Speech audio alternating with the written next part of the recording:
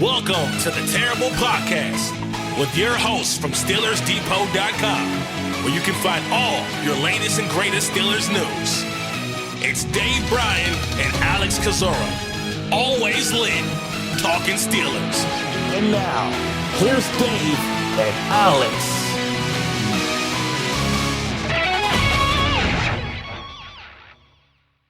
Welcome to the Terrible Podcast, another special edition of the Terrible Podcast, Pittsburgh Steelers Training Camp 2025. I am Dave Bryan from SteelersDepot.com. It is Wednesday night, August the 6th. It is 8:30 p.m. in the Eastern Time. The Steelers wrapped up another practice at Saint Vincent College in Latrobe earlier in the day. And as usual, to help me or to recap it with me or for me is the one, the only Alex Kozora. And back from what looked like just a very nice day out there at Saint Vincent College. So with that, Alex, happy Wednesday. How was the day out there?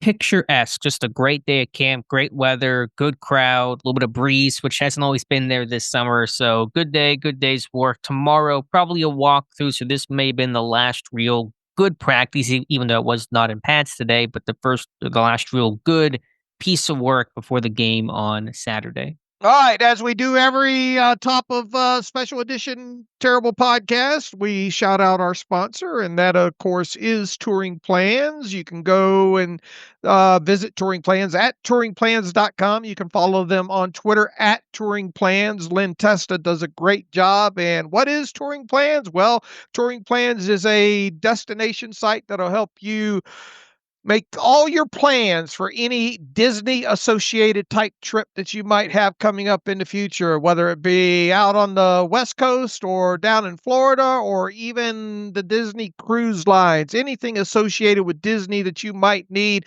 to help plan a trip. The fine folks at Touring Plans can help you do that. They have a great app that you can get from the App Store. They'll help you save some money. They'll help you with the fast passes and the waiting times for for the rides and things of that sort. So you've heard us talk about them throughout this training camp and previous training camps because Lynn Testa and company have been a supporter of these special edition Terrible Podcasts for quite some time. So as touringplans.com, just go there right now and bookmark the website and download the app so you have them both ready and on hand the next time you book your Disney trip. Alex, anything to add? No, well said. Great job with the promo there, Dave. And yeah, check them out, touringplans.com, and tell them Steelers Depot sent you.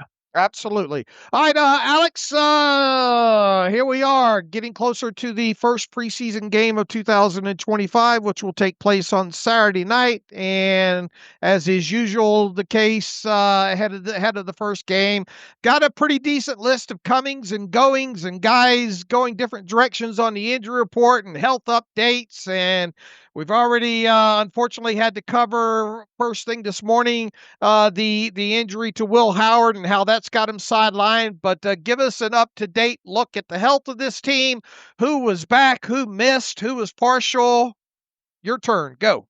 Sure. Not practicing today, cornerback Corey Trice with that hamstring injury. He got hurt last Friday. Dante Kent, the right foot. Good news, Kent is out of the boot he's been wearing, so a small but important step, I'm sure. Jalen Ramsey has a sleeve on his left leg, and so maybe there was something minor there. I thought was a bet day off yesterday, but to miss back-to-back days would suggest there's something minor going on with him. Calvin Anderson continues to miss, same with Calvin Austin.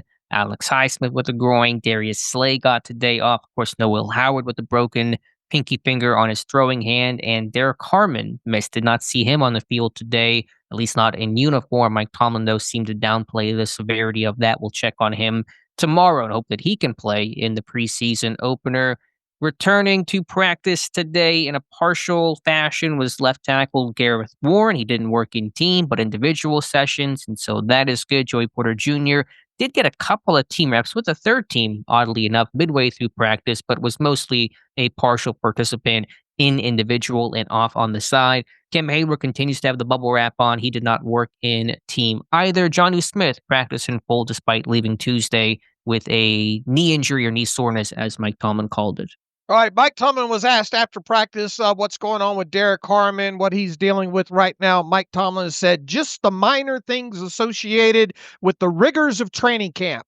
Alex, how are you doing with the minor things associated with the rigors of training camp? You haven't missed a practice yet. I've been a full participant every single day, although my tweets yesterday were a mess. I look back how many typos I had, how many autocorrects I had. So we're all in the dog days of summer, but my job a whole lot easier than theirs. Yeah, it doesn't sound like, well, we keep our fingers crossed. Doesn't sound like it's anything serious. Hopefully he'll be able to go Saturday night when they play the Jaguars on the road. Mike Tomlin was asked to give an update on Calvin Austin III as well, too. He says he'll be perking back up here soon, I'd imagine. So how soon is soon? We'll see. But he's missed a couple of practices in a row there. So I think that's got us up to date. And as mentioned, Will Howard, I think Mike Tomlin said it's week to week on that. It doesn't sound like it's going to be surgical, but it sounds like they're looking, they're giving it another once over and all like that. So he did have some sort of kind of a black, I don't know, split or something on that right hand. And he obviously is not going to play for sure against the Jaguars on Saturday night. We'll just have to see what happens from there. And it does sound like he's going to miss all the preseason. Just a little housekeeping note. Aaron Rodgers met the media earlier in the day. It doesn't sound definite, but Aaron seems to think that he probably isn't going to play Saturday against the Jaguars. We'll see what Mike Tomlin, I think we're expecting him to meet the media on Thursday, and maybe we'll get a little bit more clarity there. No transactions today, no quarterbacks brought in. So it'll be interesting to see if, I don't know, you get this late in the week, I don't know, maybe someone had to fly in or what, but if they don't bring in a quarterback for practice by tomorrow, then they're going to go into the game probably with just two quarterbacks unless they do have plans for Aaron Rodgers to take some snaps. But we'll sort all that out in the next 24 to 48 hours there. Alex, what was kind of the theme, the energy level, I guess the overarching thoughts on the practice today?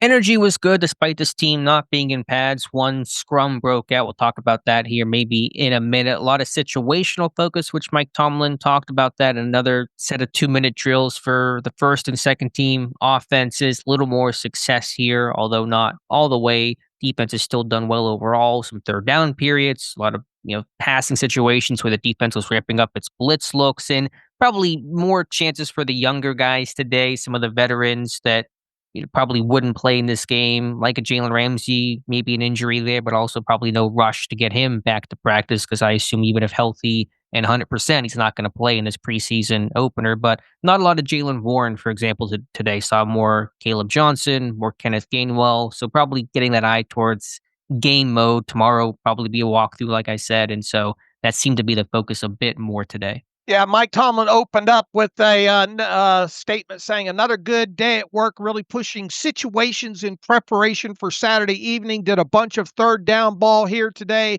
Did some more 2-minute drills. He said, I like the energy of the group. We rested some more established players in an effort to get more exposure for some younger guys. A lot of those younger guys will be playing a lot of football on Saturday night. And so we just deem it appropriate to give them work in preparation. And that matches obviously what you just reported there. All right, let's start with the offensive line group here. And you mentioned Gareth Warren slowly working his way back there. What else do you have to report about the offensive line? Are you continuing to see Spencer Anderson at left tackle? I don't think I saw much, if any, of Anderson at left tackle today. It really was Broderick Jones and Dylan Cook getting those left tackle reps, but a great opportunity for somebody like Cook to really absorb a lot of reps. And you have to figure he's going to play a lot in this game, probably play a ton in the second half, and maybe be your left tackle wire to wire once Broderick Jones exits. I thought Jones had a nice practice talking about Broderick Jones, watching him against TJ Watt. Harder to evaluate, no pads, no true O-line. D-line work, but some of the one-on-one reps in team period, I try to keep an eye on that, and thought Jones was able to seal Watt up the arc. I know guys like Watt, and Watt has spoken to this. Sometimes they're working on moves, and so they're not really always focused on winning the rep in training camp. That's not really what their camp is intended to be at this stage of their career, but still, it's nice to see from Jones. This isn't to say everything is great or everything is terrible. There's going to be some nuance, and I've always just really practiced patience with Broderick Jones. Let's watch, let's evaluate the good, the bad, the ugly, the arc of training camp, and of course the regular season. So keep an eye on that. I imagine Stephen Jones will be playing a fair share of tackle in this game, and I think there's been some impressive things about Stephen Jones, his size, his strength, his power. He can pull a little bit too, but I think he's going to have a lot of trouble with those edge rushers, those speed guys to the outside. I can certainly see that be an issue in this preseason game. All right. How were the exchanges from the centers today? I think there was one bad exchange. I believe it was Nick Broker and Skylar Thompson. So still some things to clean up there. Frazier seemed to get on the right track, which is good. He had a bunch of issues early in camp, and those things seem to be ironed out. All right. Any thoughts as we get closer to game time on Doug Nestor? Nothing new. I mean, he'll play probably both guard spots. He'd definitely play one of the guard spots at the very least. Some size, some strength, but not really any new ground to cover for those guys. All right. And we expect Aiden Williams to play guard in this game, right? Yeah, he's been running third team right guard every day in training camp. Had a false start today. He's a good athlete, a little undersized. So those are kind of some of the takeaways on Aiden Williams. But the in-stadium action will really give all of us, myself included, a lot of clarity on this offensive line because it can be tough to evaluate those guys. Watching it live from the sideline view, which isn't the perfect angle to watch the offensive lineman play. So, in-stadium action can really tell you a lot. Isaac Sayamalo look healthy and all now, back from the start on the NFI list and all. He looking like regular self. He does. He looks good overall. It's his strength. What I really like about training camp is that chance to really evaluate guys peer-to-peer, rep-to-rep. And you can watch some guys who get bull rushed in O-line, D-line. I think Trey Essex talked about offensive linemen hate the bull rush in that drill because not much you can do about it. And it's not really it's harder for the offensive lineman to really defend that. And you see a lot of guys struggle with that. But then you watch, say, Malu take a rep, and his ability to anchor and put his cleats in the ground and use the Pat Meyer taught hop step where you're going to jump back with both feet and give a little ground to then secure it. You just watch him take some of those reps. Not today, they didn't do that, but in past days, you just see the difference between him and, say, a young guy like Aiden Williams or even a Doug Nestor or somebody like that who doesn't have the technique down quite as down pat. So you just see those small things with, say, Malu. Looks healthy. Another guy that probably didn't get all the reps today and probably gave way to Spencer Anderson a little bit quicker than usual, because I imagine if Rogers will not play, that's the expectation, say Malu won't play, and you'll see a lot of Spencer Anderson at left guard in this game. Have you seen any, I think like a week ago, you said you noticed kind of a different drill with the offensive lineman. Have you seen very many different drills when it comes to that group as opposed to previous years? No, nothing really. It's pretty standard fare. It's a lot of work on combo blocks between the guards and the centers and the tackles and tight ends. We'll get together. Pat Meyer, an assistant, Isaac Williams will split things up. Also, there's Mateo Kambu, who's from Arthur Smith. He is also an offensive line assistant, so they try to divvy up the reps and the groups that way, but it generally has felt like the same drills overall, besides that one backside cutoff drill, which at first glance made it look like the linemen were tackling somebody. You have the dummy and the mat for those guys to fall on top of, but that was the only time I saw something kind of unique that I haven't seen before from that group. All right. How about the tight end group? Good news, obviously, Jonnu Smith, after leaving early on the day before, back out with that group. Darnell Washington, we've talked about him throughout this thing. He seems to be having a good camp. I think I saw J.J. Galbraith in your tweets once or twice today. Yeah, and 7-on-7 made a really nice leaping touchdown grab. And so he was a guy that I thought had a really hot start, probably got a little quiet in the middle when the pads came on. He had a good block today. I heard Tomlin call out Nate 7 and praise him. So that's a guy, one of the top guys I want to watch in this preseason opener will be J.J. Galbraith. Can he show that athleticism, the hands, the catch radius? How's the inline blocking look? It's going to be a big opportunity for him. Darnell Washington, like you said, continues to look good, continues to stack good days, had 2 touchdowns in the competition period today. It wasn't one-on-one. It was more 4-over-3 defense versus offense, working on route combinations and pattern matching and those kinds of things, but still Washington making some plays. You think we're going to see a lot of 11 once we get out of get away from the starters? A lot of 11 personnel in this game because they don't have. Fryermuth's not going to play much, if any, in this game. Jonnu Smith might not play at all. How much, Connor Hayward are we going to see? And then who does that? I mean, who does that leave you at that point? It leaves you what? Galbraith and DJ Thomas Jones. Yeah, DJ Thomas Jones, right? So I mean, you going to have those guys out there running a lot of 12 personnel, or you think we're going to see a lot of 11 in this? Probably a good amount of 11 because you have so many receivers you can put out there. And so that's a really key point. We'll talk about that, I'm sure, for the Friday show a little bit more. The preseason's a little, you're not game planning. You're not really focusing on running your offense perfectly to a T. You're running your base stuff. You're getting guys some reps out there. You're kind of doing things that make sense for a preseason opener based on who's available to you. So yeah, don't expect the 14 personnel to come out in this opener. Maybe you'll see it in the tune-up game a little bit, if any. This is more about just getting guys good quality reps, giving them chances to show what they can do inside a stadium.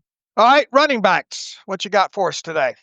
Yeah, again, not being in pads, there isn't as much to note. Like I said earlier, Jalen Warren got a little bit of work. He was out there practicing wire to wire. Don't think there's an injury, but a guy that didn't get a ton of work today. Caleb Johnson getting plenty of burn. The pass pro looked better. A big emphasis today for the running backs in pass protection and some of those third down situations. The defense is given a whole lot more blitz looks and more creativity and more sim pressures. I thought Johnson, from what I could tell, watching it live, did a nice job today. And pass pro, Trey Sermon as well. So really want to check in on those guys. I know that Caleb Johnson can run the ball. The other guy's Trey Sermon. I know he can run the ball. Can you catch? Can you block? Can you be assignment sound? Can you ID blitzes? Even knowing you're probably not going to see a ton of that in the preseason game, but you might get a cat blitz or an inside linebacker on a hug blitz or something, a stunt, something like that may pop up. So the pass pro will be really key in this game. What have you learned about Lou Nichols since he's joined the roster? I mean, he's gotten some work, but he's back into the roster. He's not really stood out in any meaningful way. He's had a couple of decent carries. He's average size, but it really is. And I'm always respectful of all these guys, but it is kind of back into the depth chart running back play. All right, wide receivers. Sound like it was a day for some of these back end wide receivers to make some plays. Brandon Johnson was a guy that had been making a lot of plays in the red zone in 7 shots, had a couple of touchdowns. I had a comment recently, I think in yesterday's report, I want to see him in the open field between the 20s. And he made that today, especially in the 2-minute drill, catches a 21 and 14 yards, the latter being a great one-handed snag on a back shoulder throw from, was it Skylar Thompson or Mason Rudolph, whoever it was, to Johnson with Cameron McCutcheon covering. So those were 2 big plays. He's a guy with an NFL resume. He had success in Denver with Russ a couple of years back. So, that's a guy that has an uphill climb to make to 53, has more limited special teams value, but he made some plays today. He's done that throughout camp. Roman Wilson stacking good days. He was cut open a couple times and Rodgers found him. Scotty Miller with a tough catch down the middle from Rodgers. So those guys stepping up. What is a noticeable trait about Max Hurlman as a wide receiver? I think his overall athleticism. I mean, that's easy enough to say just knowing his background and his resume as a running back and receiver in college, turned cornerback at Notre Dame and punt returner. So it's no surprise to believe that he's athletic and can wear a lot of hats. But that is kind of the thing that sticks out. There is some good burst and athleticism and open field speed with him. The hands are not the best. He's had a couple drops, some contested catches that he's not been able to finish, but I just think he's a really good athlete. And he's really well conditioned too, I should say too. And where should we expect to see Rock Taylor line up the most? Has he been like the X? A lot of the X, he can profile as a Z-type receiver too, that big, I don't want to say build up, but he's a bigger, more runway type of a guy. So, the X and Z and all those nomenclature can really become muddied in today's NFL, but he's more of the outside guy. I've seen him as the X quite a bit. Hurlman has played outside a little bit. He's been more in the slot. I would expect to see him in the slot more. Been pretty quiet for Lance McCutcheon too. Had a nice grab in 7-on-7, but I wonder if the lines get short elsewhere and a roster move has to get made. Could a guy like McCutcheon potentially be on the chopping block? All right. Are the 2 guys at the back end of this roster, or really, I guess, 3 guys to really watch at wide receiver on Saturday night? Potentially Brandon Johnson, Rock Taylor, and Max Hurlman? I would say so. I think those are three good names, and we know opportunities can be far and few between. And, how much will they pass the ball? Will they be ahead? Will they be trailing? That kind of stuff. But those are three guys that have stood out. I mean, they'll get all those guys out there. McCutcheon's got some NFL experience, and that's going to aid him. Keyshawn Williams will probably be in the return lines, be it punt or kick or both. These guys will all play on special teams to some degree. But yeah, the three you named are three to watch for. All right, the quarterbacks, obviously, Will Howard not out there today. How much did Aaron Rodgers do? How did he look? And Skylar Thompson obviously benefiting from more reps. Yeah, Rodgers was fine. 2-minute drill. I think it was miscommunication. Rodgers' pass seemed to not go to anyone in particular, and one Thornhill picked it off. So back-to-back days, Thornhill has picked off Rodgers in 2-minute, but I don't know if really either are big mistakes on Rodgers. The one got tipped the other day, yesterday, and then maybe miscommunication today. I should have noted this probably a bit more. I was thinking back on my notes and some of the plays from yesterday on Rodgers. That arm is still so live, Dave. I mean, he was throwing some missiles yesterday, and they weren't always completed. The one clanked off at Connor Hayward's face. The one was tipped by Eccles and picked off by Thornhill, but there is still heat on the football. I can't, even in Ben's final years, the ball didn't come out like that. I'm not sure if really ever the ball came out of Ben's hand the way it's coming out of Rodgers' hands, even at 41 years old. I mean, there is just some power on all those throws. And, I know Rodgers will have the confidence to make any tight window throw because he has the arm talent to make any tight window throw. You think this is a couple of these tight ends and wide receivers are having to adjust to that kind of stuff because the ball gets on them in a hurry, right? Oh yeah, 100%. I mean, hopefully those guys adjust over time and get used to it. They catch enough passes, but I can imagine early on, Connor Hayward, it was kind of, internet kind of clowned on him yesterday, but you try catching Aaron Rodgers pass down the seam like that. I mean, that thing is coming in 100 miles an hour. So yeah, I think there's certainly an adjustment to the speed because it's different from probably any quarterback they played with and any quarterback that's in the Steelers camp right now. Skylar Thompson looked comfortable with the uptick in reps. Yeah, I mean, I think he's looked generally comfortable. He's a more veteran type, a guy that started a couple regular season games and a playoff contest. And so this is not going to be new to him. I think he can run a decent show. There were still some snap issues. Always hard to tell. Is that on the quarterback? Is that on the center? Is that just the chemistry that has to gel and grow? It's hard to say. Was there any great plays from Thompson today? I'd have to check my notes. I don't know if it's anything super. I'm trying to find out who was the quarterback in 2-minute today. If that was Rudolph that ran the 2-minute drill, those good throws downfield to Brandon Johnson. But yeah, I mean, I think Thompson is a capable number 3. And, I go back to what Pittsburgh has really clung to and valued the last couple of years. They want a 4-man depth chart of guys who have experience top to bottom. So if you're in a situation where you lose a guy like Will Howard going down, Thompson can come in and he's not, brand new to this thing. Of course, Howard was a rookie, but overall, Pittsburgh likes a depth chart that is experienced top to bottom, and Thompson can offer that. Alex, Degenerate Dave has a question. Chime in, feel free.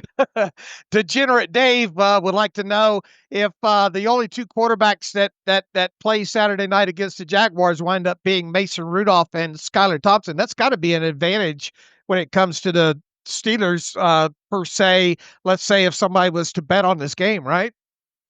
An advantage for the Steelers? Yeah. Because why you say that? You got some experienced quarterbacks there. Yeah, Mason Rudolph and Skylar Thompson who played, going against rookies and stuff like that. Yeah, but also, you're throwing to some young guys too, and they got to do their job, and the offensive line has to protect. So I point taken. I think there is an advantage to that. I don't want to necessarily believe it's going to help out the degenerates help maybe pick this game. All right, I'll put thank you, Degenerate Dave, for that question. All right, regular Dave is back here. Yeah, regular Dave's back here. All right, anything else on the offensive side of football that stuck out today? No, I mean, it was a lower key practice and probably will be really throughout the rest of camp. Maybe there'll probably be one good day of work, maybe next Monday when the team comes back. But they're going to start ramping these things down to get this team ready for in-stadium action. All right, let's see here. Defensive line. I think one of the first tweets you had out there is why you black with a another pass bat down today. How many is that for him? And it sounds like he's pretty good at getting those arms up.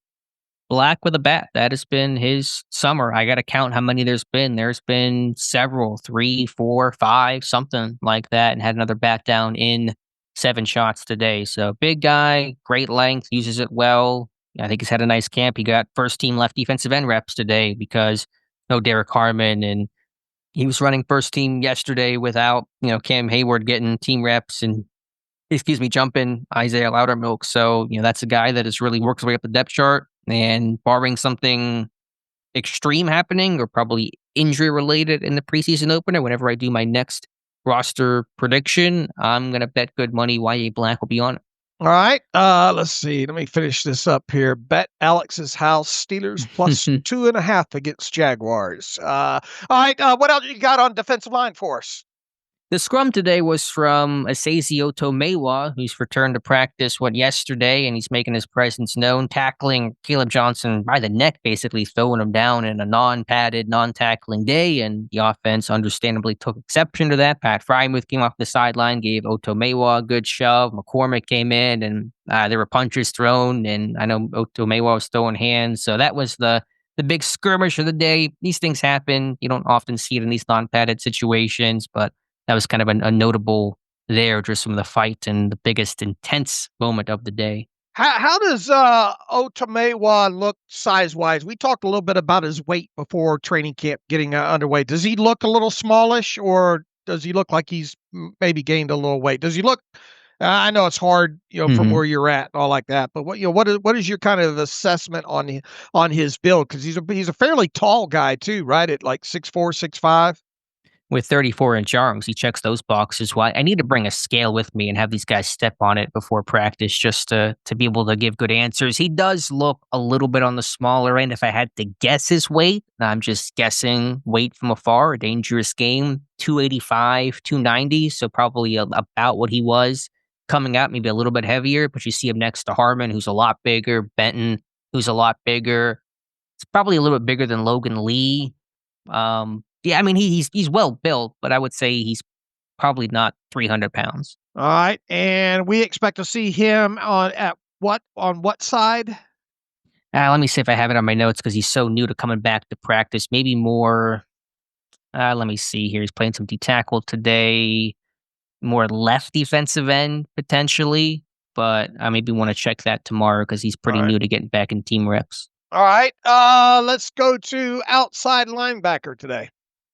Jack Sawyer continues to make plays. I mean, there's not a whole lot of new ground to cover there, but also to kind of piggy off of what Mike Tomlin said recently, the special teams value and snaps that he's giving. He's working wing on the punt coverage team. He's working on the kick return team as one of the frontline guys. So we're going to see him as a multi-phase player. It's really going to test his conditioning, because he's going to play a lot at outside linebacker. He's going to play a lot on special teams. There won't be many chances for him to take a seat and get some rest and get some water. So that's a guy that, I think is well conditioned, obviously, coming from a big time program. But, we don't talk about that part of it much as analysts and as fans, because we don't see it, we don't feel it. But man, conditioning is the name of the game, especially for young guys, the guys who are higher conditioned.